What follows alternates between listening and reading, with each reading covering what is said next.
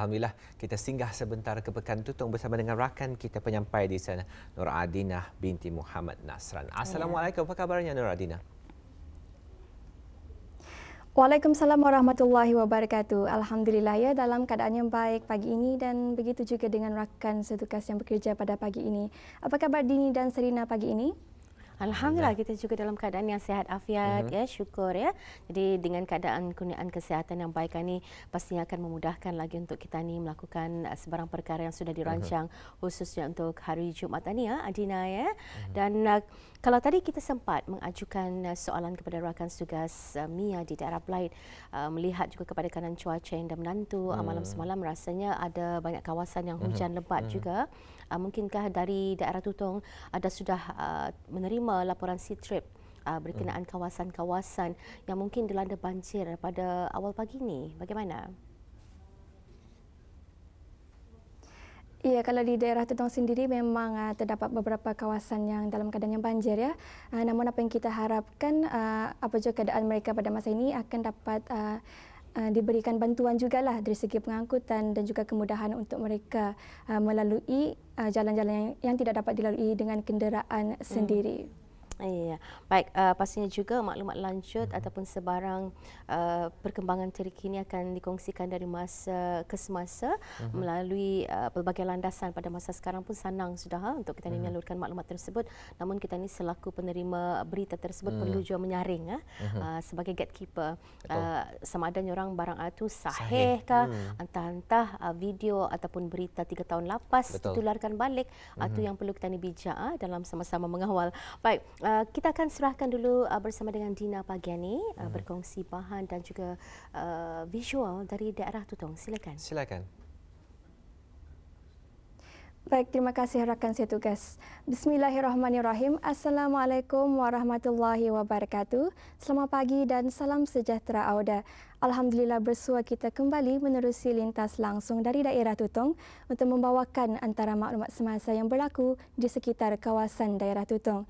Dan Auda ingin dikongsikan juga semoga Auda dalam keadaan yang baik ya pagi ini dan apa juga perancangan yang Auda hendak lakukan akan berjalan dengan lancar seperti yang Auda harapkan insya-Allah. Baiklah, Auda ingin dikongsikan terlebih dahulu satu maklumat iaitu Majlis bagi Pengundian dan Pemilihan Calon Penghulu Mukim Keriam dan Ketua Kampung Keriam akan diadakan pada hari ini, Jumaat 14 Oktober 2022 bertempat di Dewan Sekolah Rendah Keriam Tutong yang akan bermula pada jam 8 pagi hingga 11 pagi. Dan pengundian calon ketua kampung Keriam ini adalah dikhususkan untuk penduduk kampung Keriam sahaja. Manakala pengundian bagi calon penghulu Mukim Keriam adalah dikhususkan bagi penduduk kampung Keriam, Kampung Bukit Panggal, Kampung Luagan Duduk dan sekitarnya. Manakala bagi pengundian dan pemilihan bagi calon penghulu Mukim Keriam akan diteruskan lagi pada hari Ahad 16 Oktober 2022 yang akan bertempat di Dewan Silaturahim Pusat Latihan Penjara Maraborong yang akan bermula pada jam 8 pagi hingga 2 petang. Dan pengundian ini adalah dikhususkan bagi penduduk Kampung Sinaut, Kampung Sungai Kelugus, Kampung Kupang dan sekitarnya. Manakala bagi Auda yang ingin mengundi menggunakan aplikasi Mudah Alih e-Undi PMKK, pengundian masih lagi dibukakan untuk Auda ya. Dan bagi pengundian calon ketua Kampung Keriam, hari ini 14 Oktober 2022 merupakan hari terakhir yang akan bermula pada jam 8 pagi hingga 11 pagi. Manakala bagi pengundian calon penghulu Mukim Keriam, menggunakan aplikasi Mudah Alih ini akan berlangsung pada 14 Oktober hingga 16 Oktober bermula pada jam 8 pagi hingga 2 petang. Dan bagi Auda yang ingin mengetahui maklumat dengan lebih lanjut, bolehlah menghubungi bahagian institusi Mukim dan Kampung Jabatan Daerah Tutong di talian 4222 491. Baiklah Auda, seterusnya marilah kita beralih untuk menyaksikan bahan visual pagi ini.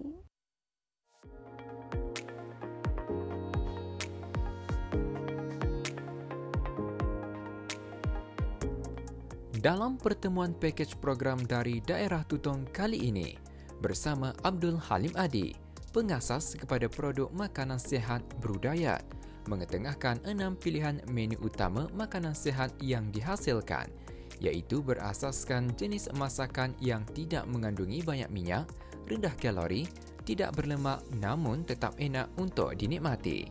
Pilihan menu sihat tersebut adalah hasil daripada percubaan kepada diri sendiri yang dahulunya juga pernah mengalami berat badan berlebihan dan melalui pengambilan menu sihat tersebut, beliau berjaya mencapai berat badan ideal.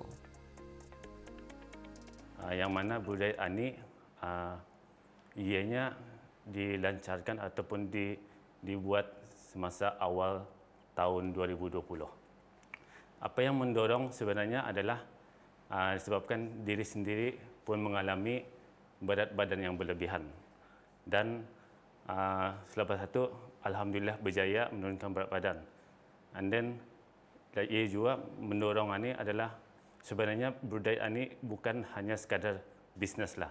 Tapi ianya, for me, ianya satu tanggungjawab yang mana untuk membantu masyarakat Brunei ini ke arah kehidupan yang lebih sihat. Sebenarnya pada start mulanya tahun 2018 mula-mula. So, ia mengambil masa 2 tahun untuk mencari apa menu yang sesuai. So, selama 2 tahun itu masih mencari makan Ani tidak sesuai, makan Ani tidak sesuai. So, last kali terjumpa apa resepi untuk pemakanan yang boleh menurunkan berat badan. And then, kalau sudah badanku berjaya, why not orang lain? Tapi alhamdulillah selama Ani, setakat Ani, ramai juga orang yang berjaya oleh kerana menu budaya itulah. Alhamdulillah. Okay, menu-menu budaya Ani ada 6 sahaja. 6 sahaja yang mana rosemary chicken rice, spicy chicken rice, grilled herbs rice, salmon rice, salmon aglio olio dan chicken aglio olio. So ada 6 sahaja. Kenapa ianya dipilih? Disebabkan pemakanan kita ni seharian kita ni perlukan protein. So protein itu kita ni dapat daripada ayam ataupun ikan. Tapi kalau orang dapat makan ikan, so ia akan memilih ayam. Okay? Dan juga pemakanan itu ia ada karbo nasi yang kurang kalau orang kurang kanji yang boleh dan senang untuk dibakar oleh badan. Itulah sebabnya. Penggunaan bahan-bahan utama dalam menu sihat adalah penting bagi mengawal kadar kalori yang akan diambil. Bahan utama seperti beras merah atau beras kampung adalah daripada yang kurang kanji. Minyak digunakan pula adalah daripada minyak zaitun dan bahan perapan adalah daripada resepi keluarga yang menggunakan herba terpilih yang baik untuk mereka yang ingin menurunkan berat badan dan menjaga kesihatan. Pada awalnya dicubakan dulu. Dicubakan mengikuti jadual pemakanan budaya.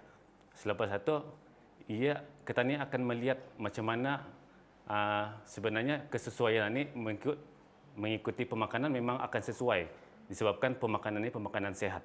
Tapi kalau yang kesesuaian ini mengikuti jadual pemakanan ataupun jadual rutin harian orang, atau yang lebih susahnya lah. Kalau mengikuti jadual rutin ini, kadang-kadang dengan kesibukan masing-masing, ia akan dapat makan masa yang ditetapkan, tapi ia akan melebihi masa. Tapi untuk makan, kalau ia makan mengikuti apa yang dinasihatkan, mungkin ia memang akan turun berat badan juga.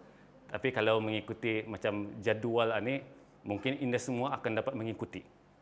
Tapi apa yang dapat dibuat oleh Brudayat, ianya flexibility. So mengikuti semampunya membuat. Yang penting ia menjaga pemakanan sihat. InsyaAllah ia akan sesuai dengan setiap individu itulah. And then alhamdulillah yang selama yang di-guide ini ia berjaya. Selepas itu ia membawa, apabila saja ia berjaya, orang lain akan bertanya tempatnya. Sebagai contoh, kawannya yang obesiti bertanya tempatnya, apa yang dimakan, apa yang sedang berlaku masa ni. So jawapannya senaman perlu dan pemakanan ini adalah yang penting lah. Kita ni selarikan dengan pemakanan, so ianya seimbang. Tapi kalau kita ni senaman tapi tidak menjaga pemakanan, ianya tidak akan dapat keputusan yang baik. Tapi kalau kita ni kurang senaman tapi menjaga pemakanan, itu adalah yang terbaiklah, yang baiklah, bukan terbaik. Tapi kalau kita ni gabungkan dua-dua ni, ianya akan menjadi 100% yang terbaik. Pengambilan pemakanan tidak sihat antara faktor utama yang menyumbang kepada peningkatan gejala penyakit tidak berjangkit NCD di negara ini. Oleh itu, mengamalkan pengambilan makanan sihat adalah cara untuk mengatasi permasalahan tersebut. Inovasi kepada penyediaan yang mudah dan ringkas adalah cara beliau untuk memenuhi keperluan mereka yang kerap ketiadaan masa untuk membuat sendiri menu sihat di rumah. Kalau yang kita ni maklum, masa ni moden, banyak orang sudah boleh melihat kalori ini macam mana, berapa pengambilan. Mr. Google pun ada, and then melihat jam yang mahal pun ada kalorinya macam mana. And then sebenarnya kalau dikirakan kita ni seharian, kita ni perlukan untuk maintain weight kita ni adalah 2,000 kalori. Okay, 2,000 kalori. Lepas itu, bagi yang untuk menurunkan berat badan, bagi lelaki, ia berlainan ya. Bagi lelaki, ia 1,500 kalori ke bawah. So, pengambilan itu yang untuk lose weight. And then untuk baby ni, ia dalam 1,200 ke bawah. Saranan berdiet ni agar kita ni sentiasa menjaga pemakanan sihat. Ianya bukan saja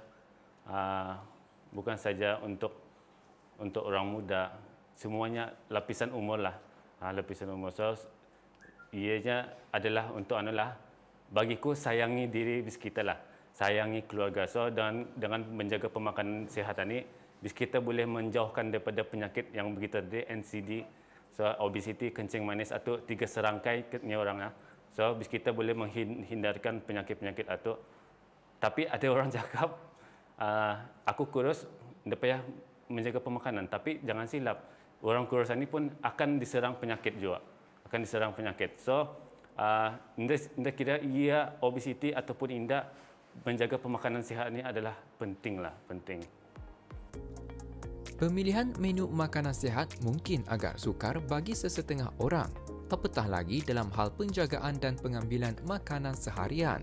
Setiap makanan yang dikonsumsi akan memberi kesan kepada kesihatan tubuh badan kita. Oleh yang demikian, adalah penting untuk menjaga kesihatan tubuh badan dengan mengamalkan pengambilan makanan yang sihat dengan memilih menu yang sihat, kerana perkara itu adalah langkah terbaik bagi memastikan tahap kesihatan kekal stabil.